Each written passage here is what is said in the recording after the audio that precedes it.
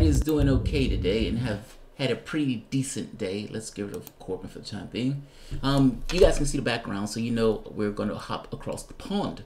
There have been plenty big events that have taken place in the UK over the past few days, and they need to be discussed.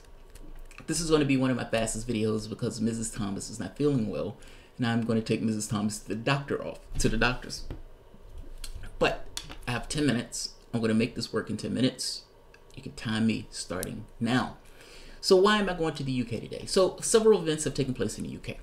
And I'm just going to go down the list and show articles for each one and just kind of stepping on each to give a heads up, kind of like a latest update on Brexit because so many things are taking place.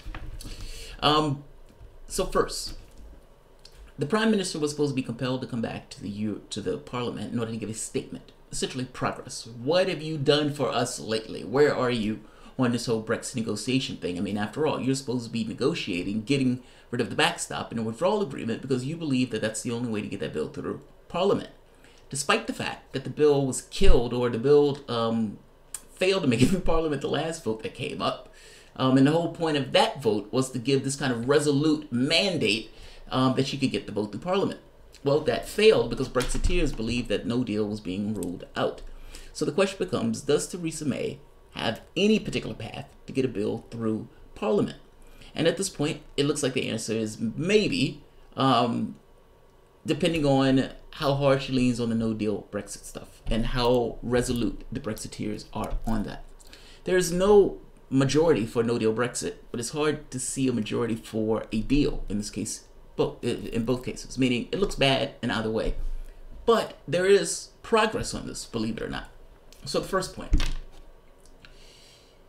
Several defections had taken place in, let's go with Theresa May. Let's stay with that one first.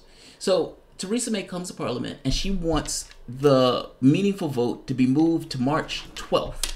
Now, as you know, they leave on the 29th, which only gives them about 2 weeks to come to some resolution if they vote what she puts up down. Meaning if she can't get what she's trying to get from the European Union in regards to, I guess, changes or amendments or alterations or perspective, meaning the way they look at what's been written, then that bill will get voted down. And they're going to have 2 weeks, roughly 2 weeks, in order to come to some decision on what does Brexit mean. They've been doing this for 2 years, and at this moment, they still have no idea what Brexit means. So, push to 29th. Now, progress. Theresa May has, believe it or not, made some progress on this. Take a look at this. So this was a couple of days ago.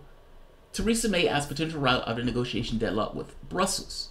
Essentially, they're going to put another instrument, like a legal instrument or edifice, just document, that gives clarity to what is written in the withdrawal agreement. So it's not so much that they're changing the withdrawal agreement, it's the perspective of the withdrawal agreement and almost like giving more meaning to it in order to try to break the impasse.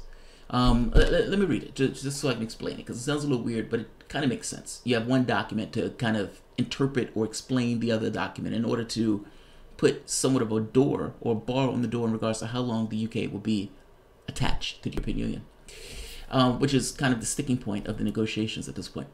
The outline of the potential compromise deal on Brexit has begun to emerge in Brussels, with both sides now working towards a new route out of the deadlock.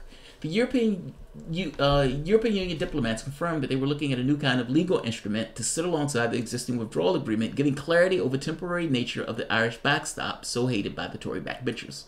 Because understand, the backbenchers, like, we don't want to be locked into the European Union forever, nor do we want to be involved in a situation where we can't discharge ourselves unilaterally from that situation.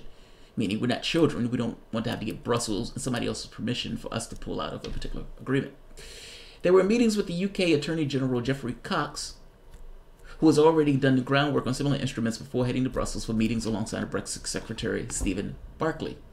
Brussels officials also signaled they were ready to redraft the language in the political declaration on future relations, the other half of the Brexit deal, with Mr. Barclay having indicated earlier this week that the Tory backbenchers' proposals may be fed into it. They're trying to come to some resolution, and it's possible that because they're getting down to the wire, that they're being more apt to offer what they can in order to make this deal work.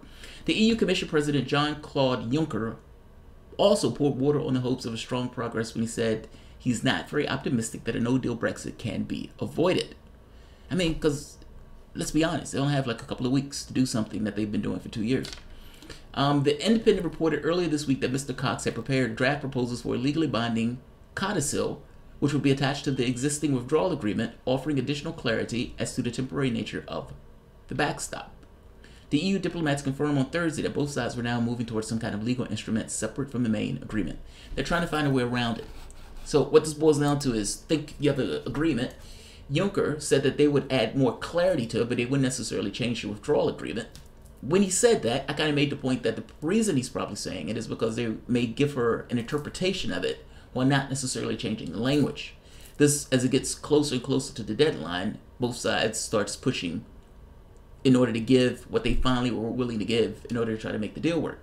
In this case, it's possible that what they're talking about here is a potential path out, an interpretation of it. It still has to pass Parliament, though. Regardless of what they come up with, it still has to pass Parliament, and it's unclear on whether even that would do it. So here's the other part. Theresa May delays meaningful vote on the final Brexit deal. Now, if it indeed is true that Theresa May is making some level of progress with Brexit from the standpoint of the European Union, and they may get another interpretation of what has already been written in the withdrawal agreement, an interpretation that puts a backstop on the backstop, then that meaningful vote is going to take place on March 12th. So she's trying to buy time, but she's trying to buy time potentially to try to get some kind of concession. So March 12th. Now you can imagine that this feeds into this narrative that Theresa May is stalling for time, It also feeds into the narrative, to some degree, that this bill was intentionally bad, so people would vote against it and remain in the European Union. Why do I say that? It's something that Gordon said. Jeremy Corbyn has come around on a second referendum. Now, part of the reason that Corbyn has come around to the second referendum is because of the stress and the force being applied to Jeremy Corbyn. Aside from screaming that he's a quote-unquote fucking anti-Semite, and screaming and using the smearing of anti-Semitism, which is just gross, and there's nothing to back that up from the standpoint of Jeremy Corbyn being anti-Semitic. But they smear him anyway, and they use that profusely.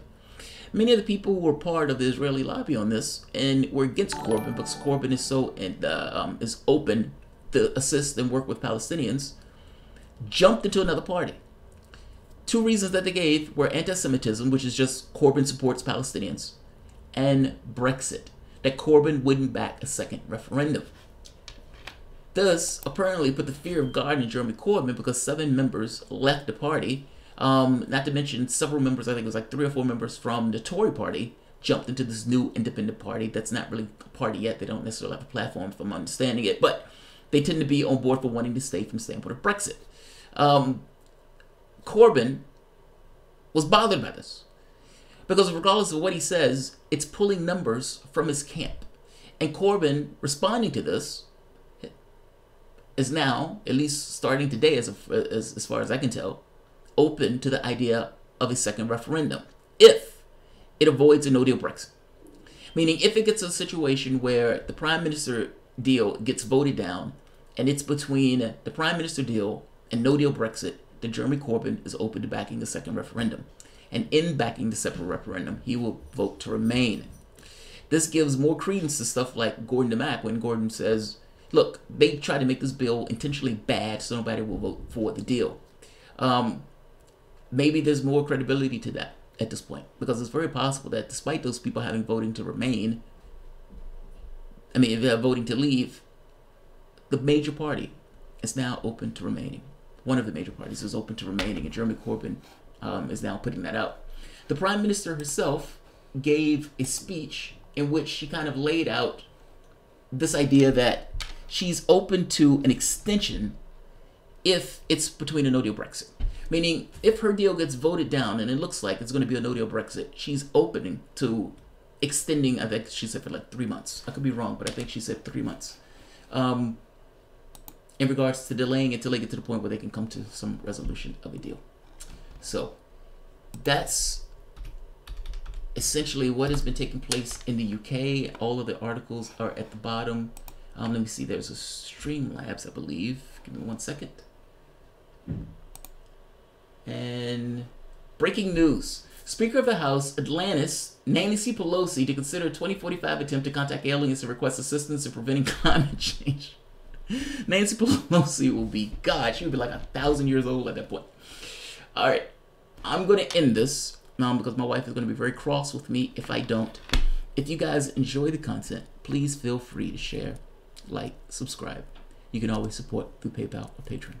I hope this makes sense. I mean, I tried to go through this relatively fast, but that's basically what has been taking place. The things that have been taking place in the UK are fascinating. Theresa May be not. Oh, God. Theresa May be not. According to John Oliver, Theresa May could simply decide Brexit isn't worth the financial cost of Britain, bite the bullet, and not go through with the referendum in it. Thoughts? Would she fuck over any chance of the Tories regaining power to save Britain? She can't do that. I don't think she can do that. I mean, yeah, technically she could do that. But understand, they had a referendum. In that referendum, that country came out in this grand show of democracy and said, leave. We want to leave. I understand that people may not like that choice. I understand that they want to, use pejorative terms in order to describe the people who wanted to leave. You may call them racist. You may call them all sorts of stuff.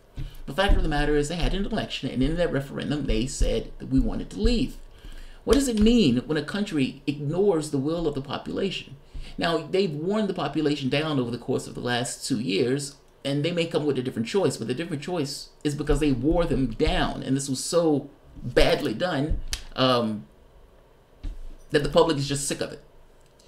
But there was no point where the public has even left, meaning the referendum hasn't necessarily been initiated. The public said they wanted to leave, and the British Parliament is supposed to leave. Unless you want to ignore the democratic process and say, screw democracy, we're staying because I don't necessarily like where this is going. I don't think Theresa May can do that. I don't think she can do that. Jeremy Corbyn didn't even want to do that because he knows there's going to be a backlash for doing so. But at this point, I think he's looking at the potential for people leaving the party as being a higher threat than the potential backlash that he may suffer from the standpoint of the election itself. This is a tricky area. If your country has a referendum, do you abide by the tenets of the referendum? Meaning, do you acknowledge the fact that you had a referendum and go to implement the referendum? Or do you dislike it and countermand it? When we're talking about, let's take Maine. I think it was Maine. Where Maine passes the ranked choice voting. And after passing the ranked choice voting, the Democratic and Republican parties hate the fact that they passed ranked choice voting because it cuts into their power base, in which case they tried to countermand the fact that Maine passed ranked choice voting. That is completely ignoring the will of the population because you don't necessarily like what that population did. I understand that Brexit, a no-deal Brexit, will be catastrophic. Or at the very least will be bad, at least the way it looks. But the public chose. Implement the will of the public. I would say up to this point, it hasn't been implemented at all. And you can make an argument that Brexit, that Theresa May is putting, is just Beano. I mean, you have some people who really wanted to leave, and Jeremy Corbyn will take a penalty for taking this choice. By the same token, he was going to take a penalty for not taking the choice. He was going to be hit wherever because Labour and the Tory party are split on this very specific issue of Brexit. Like I say, even people were leaving the Tory party in this case to go to that the sitter party, that centrist party. Yeah, I'm iffy on this thing of countermanding the referendum. I'm iffy on it. So I'm going to end this here. If you guys enjoy the content, please feel free to share, like, subscribe. You can always support through PayPal or Patreon. And here's one more, Cold Blue. What Theresa May wants us to do when she can make sure Jeremy Corbyn is not Prime Minister. That, I think, is true. And I'll leave it on that. Thanks all. I'll see you guys in a few.